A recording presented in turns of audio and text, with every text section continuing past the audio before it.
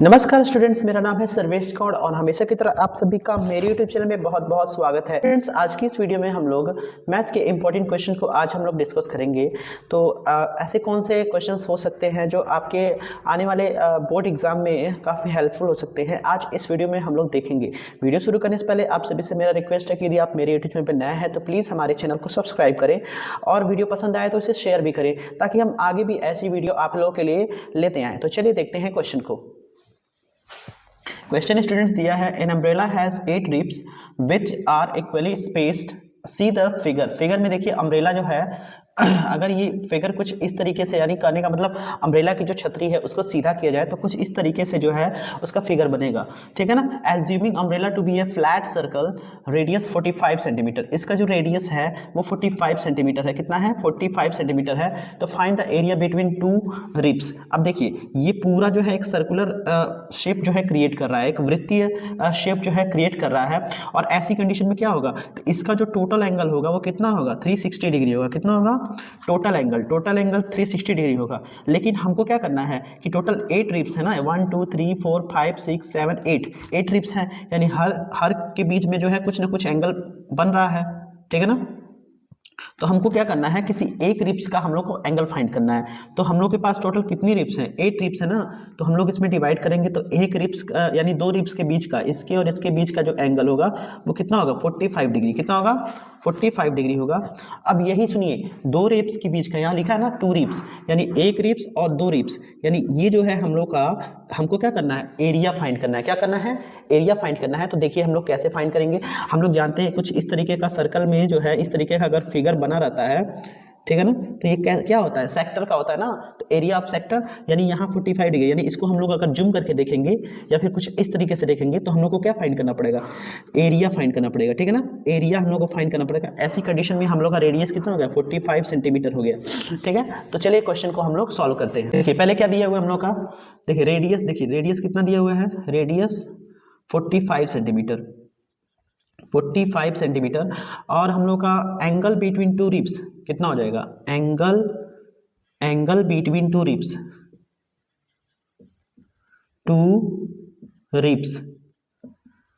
ठीक है ना। एंगल बिटवीन टू रिब्स, मैंने बताया ना कि 2 रिब्स के बीच में एंगल जब हमको फाइंड करना है तो टोटल कितने रिब्स हैं? 8 रिब्स हैं, यानी 360 डिग्री में 8 से हम लोग को डिवाइड करना है, यानी 45 डिग्री, ठीक है।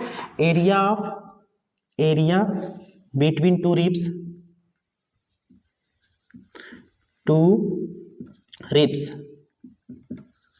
यहाँ हो जाएगा theta upon 360 into pi R square. ये थीटा की जगह 45 डिग्री रखेंगे और 360 डिग्री इंटू पाई 22/7, आर की वैल्यू हो जाएगी 45, आर स्क्वायर है ना, आर को 2 बार लिखना है, 45 इंटू 45 कर देंगे, ठीक। और इसमें क्या करना है? 1/8 हो जाएगा ये, ठीक है ना। 8 ये है 4 से कटेगा और 22 11 से कटेगा। अब हम लोग को क्या करना है? इसका स्क्वायर निकालना है। 11 इंटू हो जाएगा 45 का स्क्वायर हो जाएगा 2025, ठीक है ना। और ये 4 7 या 28। अब इसमें मल्टीप्लाई करेंगे हम लोग। देखिए 11 5 या 55 और 11 2 या 22, 5 27, कैरी टू 11 0 जा 0, 2 11 2 जा 22, ये हो जाएगा 28। स्टूडेंट डिवाइड करने पर जो हम लोग का आंसर आएगा वो आएगा 795.53 सेंटीमीटर स्क्वायर। ये हम लोग का एरिया हो जाएगा। तो आई होप आप लोग को क्वेश्चन नंबर 1 जो है समझ में आया होगा। छात्रों, प्रश्न संख्या दूसरा दिया है, given that sine alpha is equal to 1/2 cos beta is equal to 1/2, what is the value of alpha plus beta. ये बहुत सिंपल सा क्वेश्चन है। ट्राइग्नोमेट्री अगर आप लोग अच्छे से स्टडी किए होंगे तो आप इस क्वेश्चन को जरूर देखे होंगे। तो चलिए देखते हैं। देखिए गिवन में हम लोग वो साइन अल्फा की वैल्यू दी गई है 1/2, तो इसको हम लोग सॉल्व कर लेंगे।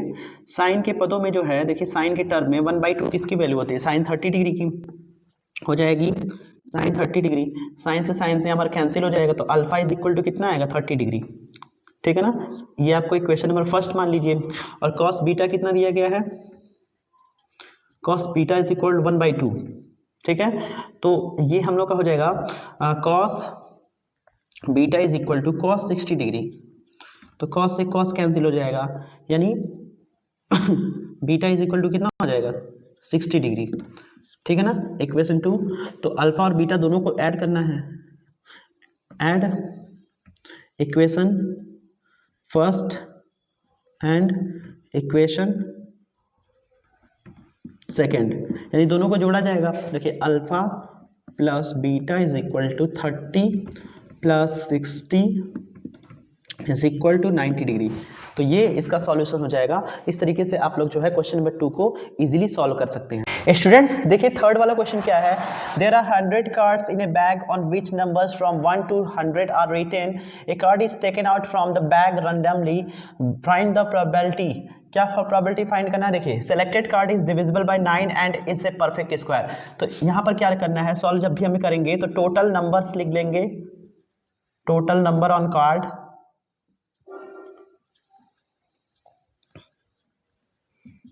इज इक्वल टू कितना हम लोग का हो जाएगा 100।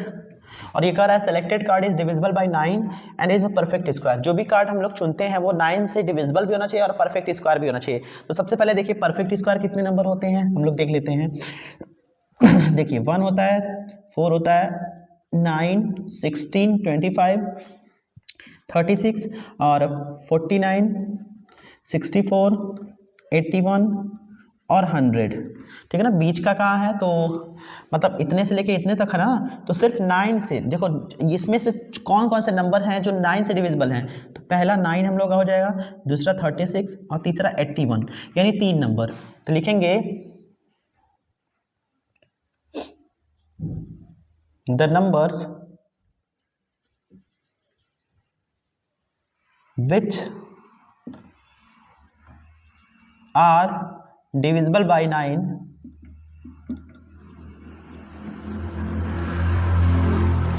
and is a perfect square and is a perfect square।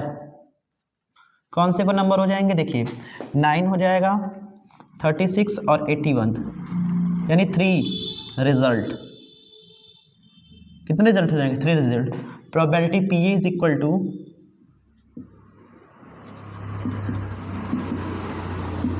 देखिए तो हो जाएगा 3/100। फाइनली हम लोग का आंसर क्या हो जाएगा 3/100, क्योंकि करेंट रिजल्ट हमारा 3 है। ठीक है ना। और टोटल रिजल्ट हम लोग का कितना था 100 था, तो 3/100। ठीक। और नेक्स्ट में यही हम सब लोग सेम काम करेंगे। टोटल नंबर्स ऑन कार्ड कितना है, टोटल नंबर्स ऑन कार्ड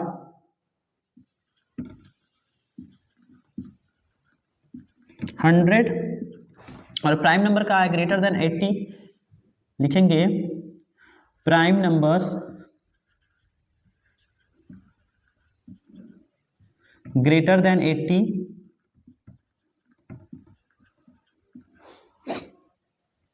देखिए 80 से ऊपर प्राइम नंबर कौन कौन से हैं, 83 हो जाएगा, 89 हो जाएगा और 97 हो जाएगा। ठीक है ना। 100 के बीच के हैं। तो टोटल कितने रिजल्ट हुए, 3 रिजल्ट। ठीक है ना। इसमें भी 3 रिजल्ट हुआ। ठीक है, या हम लोग ब्रैकेट पे लिख सकते हैं इसको 3 रिजल्ट। ठीक है। तो प्रोबेबिलिटी यहां भी लिखेंगे, प्रोबेबिलिटी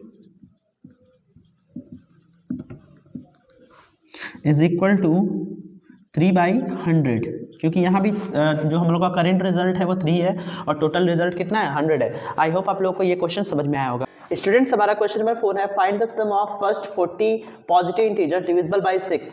हम लोग को क्या करना है कि स्टार्टिंग में जो है, स्टार्टिंग से जो नंबर स्टार्ट होते हैं उसमें फर्स्ट 40 पॉजिटिव इंटीजर्स जो कि 6 से डिविजिबल हो उनका सम ऑफ फाइंड करना है।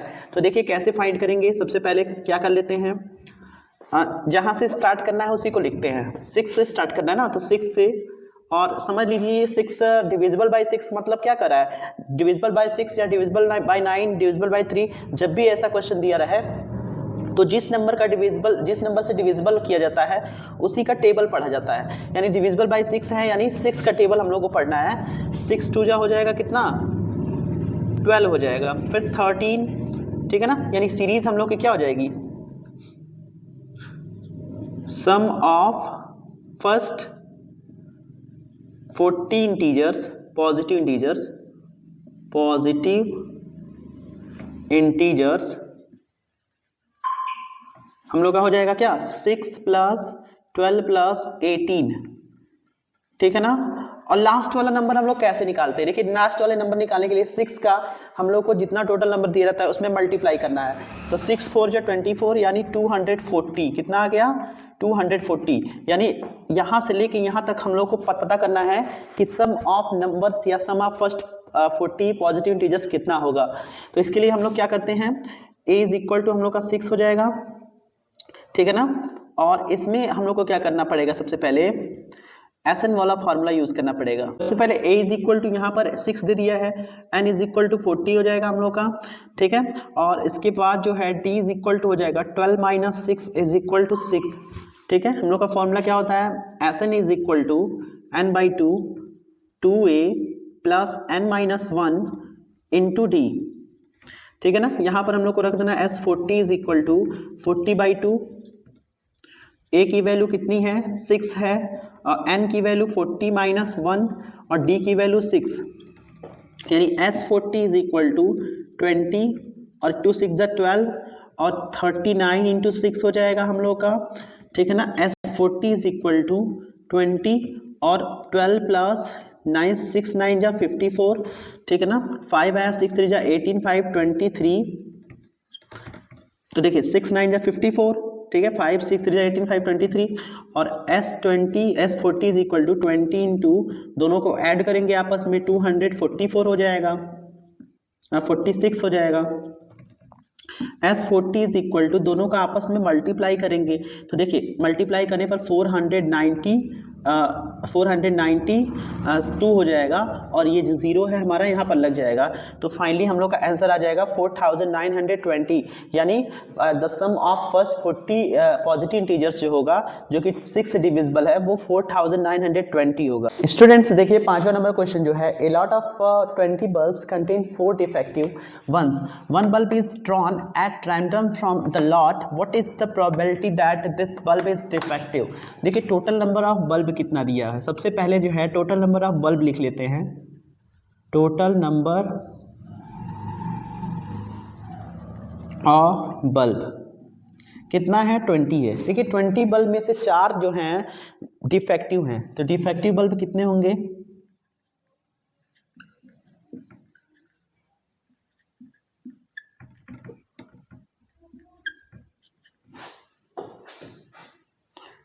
फोर। डिफेक्टिव बल्ब कितने हैं, 4 है, ठीक है ना। डिफेक्टिव बल्ब 4 है। अब इसमें ये कह रहा है कि one bulb is drawn eight randomly from the lot, यानी 20 में से एक बल्ब को जो है बाहर निकाल दिया जा रहा है, ठीक है ना। तो जब हम एक बल्ब निकाल लेते हैं, तो after drawing one bulb randomly the number of bulb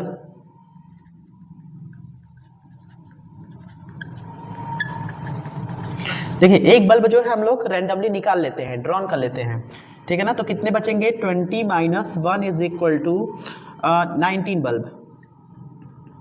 और इसमें ये कह रहा है कि find the probability, what is the probability that the bulb this bulb is not defective.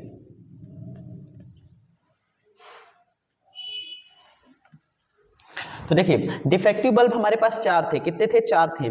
19 पहले 20 बल्ब थे, उनमें से एक बल्ब को निकाल कर अलग कर दिया गया, बाकी जो बचे 19 बल्ब, उन 19 बल्बों में से 4 बल्ब ऐसे हैं जो कि डिफेक्टिव हैं।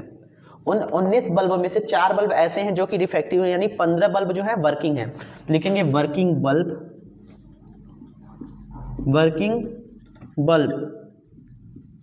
यानी नॉट डिफेक्टिव, इसको बोलेंगे not defective. 19 minus 4 is equal to 15, तो प्रोबेबिलिटी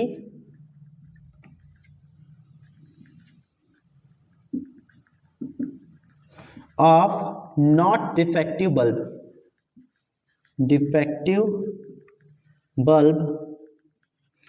ठीक है ना। तो देखिए 15 हो जाएगा, और टोटल कितने बल्ब थे, 19, ठीक है। तो हम लोग की प्रोबेबिलिटी कितनी आएगी, 15/19।